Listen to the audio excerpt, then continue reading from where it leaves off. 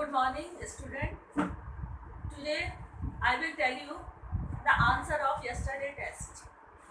So answers of yesterday test.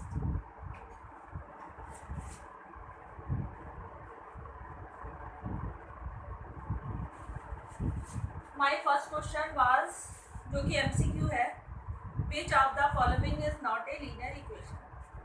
4 option है जिसमें बताया है कि कौन सी लीनियर इक्वेशन नहीं है. तो जिसमें x की पावर 1 होती है वो लीनियर इक्वेशन होती है. ए पार्ट में जो वेरिएबल है उसमें x की पावर 1 है तो वो क्या है, लीनियर है. सेकंड में भी x की पावर 1 है, लीनियर है. लेकिन यदि आप सी पार्ट देखो, x y minus 3 equals to x, यहाँ पे x की पावर 1 y की पावर 1, तो ये दोनों को मिला लेंगे तो ये हो जाएगी वेरिएबल की पावर 2. तो जब वेरिएबल की पावर 2 है तो इसका मतलब ये लीनियर नहीं है.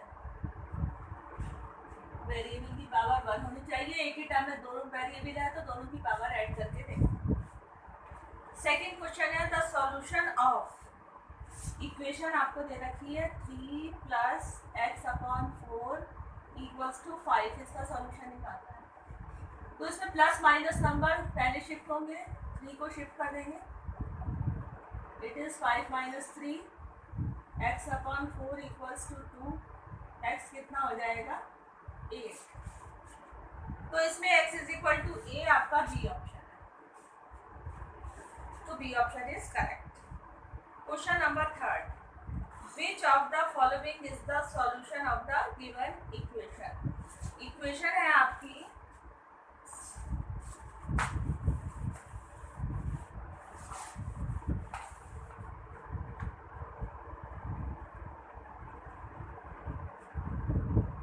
2x minus 2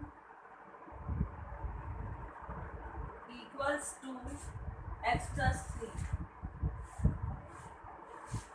इसमें आपको पता है वेरिएबल की टर्म में एक साइड में, नंबर दूसरी साइड में. अब आप x को शिफ्ट कर लोगे लेफ्ट साइड में तो ये कितना हो जाएगा, माइनस 3 वहीं रहेगा. माइनस 2 को शिफ्ट कर लोगे राइट साइड में हो जाएगा x is equal to 5. x is equal to 5 is B option. Question 4. If 1/3 of a number is 4 more than 5, then the equation is 1/3 of a number. तो number हमारा x हो जाएगा. 1/3 इसका 1/3 से इंटू कर देंगे. इज इसका मतलब इक्वल साइन. 4 मोर का मतलब 4 प्लस 5. ये इक्वेशन है. तो ये इक्वेशन आपकी बी पार्ट में है तो इसका बी पार्ट करेक्ट है. Fifth question, the two conjugative multiple of 3 whose sum is 57. तो 3 के 2 कॉन्जुगेटिव का मतलब जो लगातार आ रहे हैं, उनके मल्टीपल का सम कितना होना चाहिए, 57. इसको आप ओरली भी कर सकते हैं. जैसे 23 33, ये तो कॉन्जुगेटिव है ही नहीं, 3 के टेबल में ही नहीं आ रहे 23, तो ये तो वैसे गलत हो गया. बी 27 30, ये दोनों 3 के मल्टीपल है और कॉन्टिन्यूएशन में है क्योंकि 3 9 जा 27, 3 10 जा 33. तो 27 के बाद जो 3 का मल्टीपल आएगा 30. इसका सम चेक कर लो कितना आया, 57. ये बोला था continuous multiple of 3 sum is 57. So the B option is correct. Now sixth question, father age is 3 times the age of son. Write age of father if the age of son is x year. सन की दे रखी है x, अब father की कितनी है, 3 times. सन की as कितनी है, फादर की इसकी 3 टाइम. कितना हो जाएगा, 3x. तो इसका आंसर कितना है, 3x. Question number 7, mother present age is x year. Right her age 10 year ago. Mother की प्रेजेंट एज दे रखी है x और 10 साल पहले कितनी की होगी, तो 10 को प्रेजेंट एज में से माइनस कर देंगे. प्रेजेंट एज ऑफ मदर कितनी है,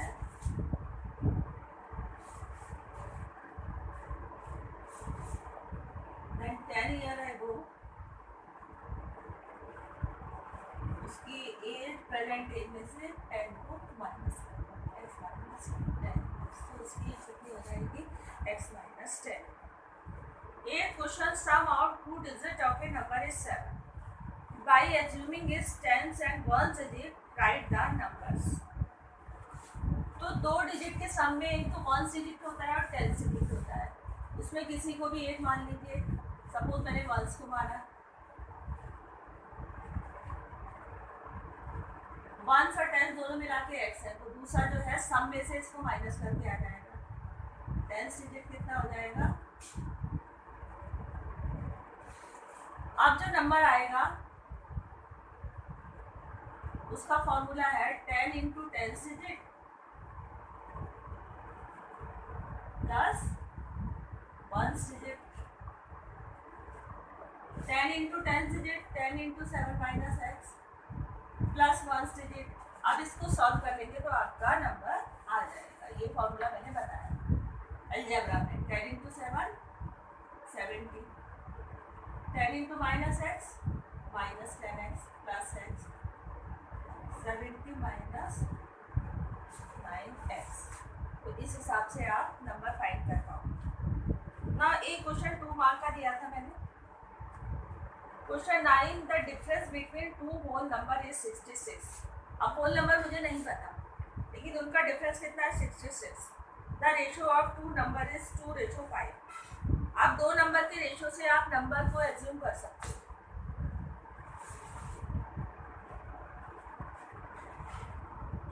क्वेश्चन नंबर ये 8 है, सॉरी ये क्वेश्चन नंबर 7 है, ये 8 है। Now question number 9।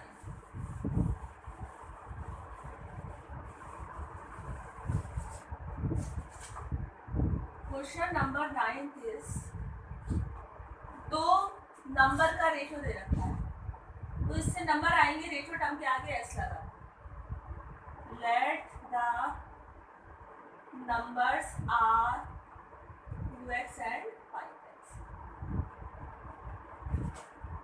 2x and 5x।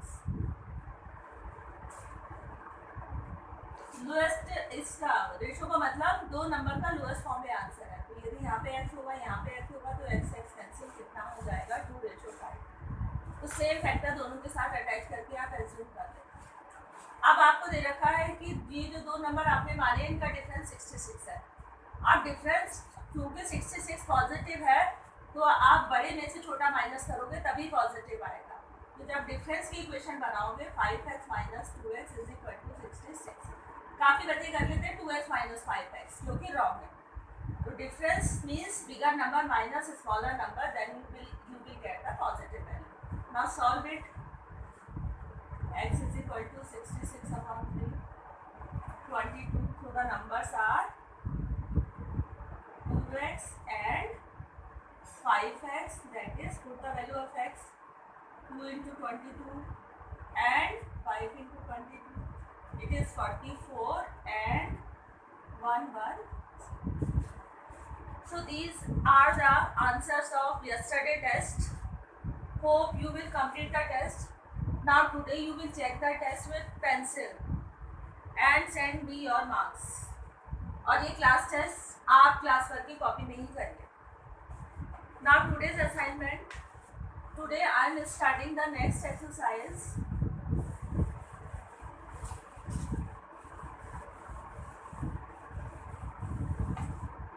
And exercise number is 2.5. And the topic is equation reducible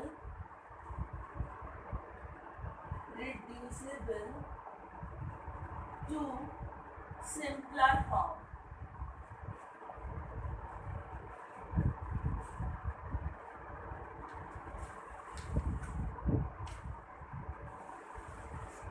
मतलब इनिशियली आपको कुछ कॉम्प्लिकेटेड इक्वेशन दे रखी होगी, उसको आप सिंपलर फॉर्म में रिड्यूस करके अपना आंसर निकाल सकते हैं। इसमें फ्रैक्शन ज़्यादा आएंगे, तो फ्रैक्शन का बहुत आसान तरीका है कि एलसीएम ले लो, और एलसीएम लेने के बाद फ्रैक्शन ख़त्म हो जाता है। उसके बाद यदि फ्रैक्शन दोनों साइड में है तो उसको क्रॉस मल्टीप्लाई करके फ्रैक्शन ख़त्म हो जाता है। तो इसमें थोड़े कॉम्प्लिकेटेड टर्म्स आएंगे। For this I am taking example 1 of your exercise example 16 है आपकी बुक का। Question is 6x + 1 upon 3 + 1 equals to x - 3 upon 6। देखिए इसमें फ्रैक्शन आ रहा है, इसमें तो कॉमन डिनोमिनेटर है कि x का डिनोमिनेटर भी 6 है, 3 का डिनोमिनेटर भी 6 है। इसमें कॉमन डिनोमिनेटर नहीं है क्योंकि 6x + 1 का डिनोमिनेटर तो 3 है और 1 का डिनोमिनेटर 1 है। तो हम क्या करेंगे, लेफ्ट हैंड साइड में एलसीएम लेके कॉमन डिनोमिनेटर बना देंगे। 1 का डिनोमिनेटर नहीं था तो 1 होगा। अब 3 और 1 कॉमन नहीं है क्योंकि यहाँ पे 3 है या 1 है, तो एलसीएम ले लेंगे, कितना आएगा 3। अब दोनों का न्यूमरेटर इंटू करेंगे। इसके लिए फर्स्ट डिनोमिनेटर से डिवाइड लगाएंगे एलसीएम को, तो 3 से 3 को डिवाइड लगाएंगे 1। अब 1 का इंटू न्यूमरेटर से, तो यही रहेगा। अब सेकंड डिनोमिनेटर से डिवाइड लगाएंगे 3 को, 1 से 3 को डिवाइड लगाएंगे तो कितना आएगा 3। 3 का इंटू न्यूमरेटर से करेंगे 1 × 3, और ये ऐसे रहेगा। यहाँ पे कॉमन डिनोमिनेटर है। अब ये हो जाएगा 6x + 1 + 3 अपॉन 3 x - 3 अपॉन 6। तो ये हो जाएगा 6x + 4 upon 3 equals to x - 3 upon 6। So दोनों साइड में कॉमन डिनोमिनेटर बन गया। तो अब उसको क्रॉस मल्टीप्लाई से सॉल्व कर दिया जाता है। क्रॉस मल्टीप्लाई में क्या करते हैं कि एक साइड का न्यूमरेटर दूसरी साइड का डिनोमिनेटर मल्टीप्लाई करके एक साइड में लिख लेते हैं, फिर जिस साइड का न्यूमरेटर लिया था उसका डिनोमिनेटर और नेक्स्ट साइड का न्यूमरेटर लेके मल्टीप्लाई करके उसको दूसरी साइड में लिखते हैं। कहने का मतलब है इस साइड का यदि हम न्यूमरेटर ले रहे हैं तो दूसरी साइड का डिनोमिनेटर लेंगे और इंटू कर देंगे, और ये एक साइड बन गई, लेफ्ट साइड में लिखेंगे। अब जिस साइड का न्यूमरेटर था उस साइड का डिनोमिनेटर और दूसरी साइड का न्यूमरेटर। एक्सप्रेशन है तो ब्रैकेट। अब दोनों साइड बन गई, ब्रैकेट खोल के सॉल्व कर लेंगे। 6 × 6 36, 6 4 24, 3 × x 3x - अब इसमें फ्रैक्शन हट गया क्योंकि क्रॉस मल्टीप्लाई से फ्रैक्शन हट जाता है। अब इसको सॉल्व करेंगे, x को सेम साइड में शिफ्ट करेंगे, 3x को लेफ्ट साइड में, तो ये माइनस हो जाएगा। ये माइनस साइड 24 को राइट साइड में शिफ्ट करेंगे तो ये माइनस। दो टर्म को एक साथ शिफ्ट करा है, तो 36 - 3 33x -9 -24 -33 x आ जाएगा -33 अपॉन -1। तो this is the method of complicated question जिसमें आपको फ्रैक्शन मिलेगा। तो फ्रैक्शन हटाने का तरीका एलसीएम ले लीजिए। उसमें जब दो टर्म के नीचे अलग अलग डिनोमिनेटर है, जब कॉमन है तो उसमें एलसीएम लेने की जरूरत नहीं। एलसीएम लेने के बाद कॉमन डिनोमिनेटर बन जाएगा तो आप क्रॉस मल्टीप्लाई इसको करेंगे 6 से एक साइड में लिख देंगे, x - 3 को करेंगे 3 से दूसरी साइड में, ब्रैकेट ओपन करने के बाद आपका आंसर आ जाएगा। So that's all for today. आज मैं आपको दे रही हूँ एक्सरसाइज 2.5 के 3 क्वेश्चन, ठीक है। Now today's assignment is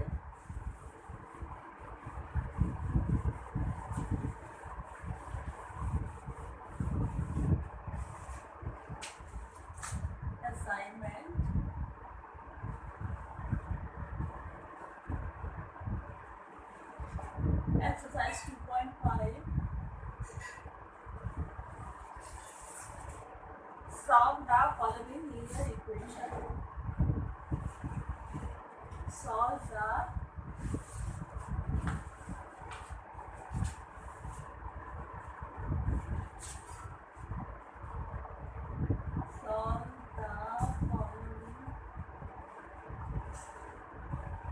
linear equation.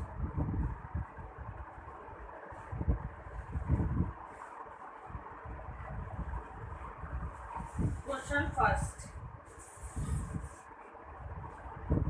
X upon 2 minus 1 upon 5 equals to x upon 3 plus 1 upon 4. इसमें इसमें देखिए कॉमन डिनोमिनेटर नहीं है, दोनों टर्म में डिनोमिनेटर डिफरेंट है, तो एलसीएम लेके कॉमन डिनोमिनेटर बना लेंगे दोनों साइड में और फिर क्रॉस मल्टीप्लाई कर देंगे। Now second question, n/2 minus 3n/4 plus 5n/6 equals to 21. Third question, x plus 7 minus 8x/3. अब इसमें डिनोमिनेटर नहीं है तो 1 1 फिर एलसीएम ले लेंगे, तो x/7 x plus 7 minus 8x/3 equals to 17/6 minus 5x/. These are the 3 questions for today's assignment. I think you will complete it. And one point is to remember, please send me your marks. Send your marks to me at my personal contact number. Okay, that's all for today. Thanks.